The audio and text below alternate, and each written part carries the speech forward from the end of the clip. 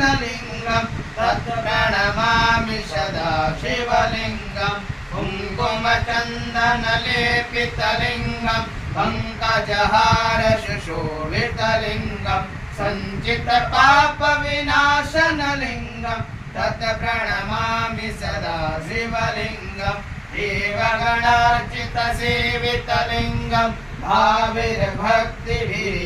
च लिङ्गं दिनकरकोटिप्रभाकरोद्भवकारणलिङ्गम् अष्टदरिद्रविनाशनलिङ्गं तत् प्रणमामि सदा शिवलिङ्गं सुरगुरुसुरवरपूजितलिङ्गं सुरवनपुष्पसदार्चितलिङ्गं परात्परं परमात्मकलिङ्गं तत् प्रणमामि सदा शिवलिङ्गं लिङ्गाष्टकमिदं पुण्यं यः पठेत् शिवसन्निधौ शिवलोकः।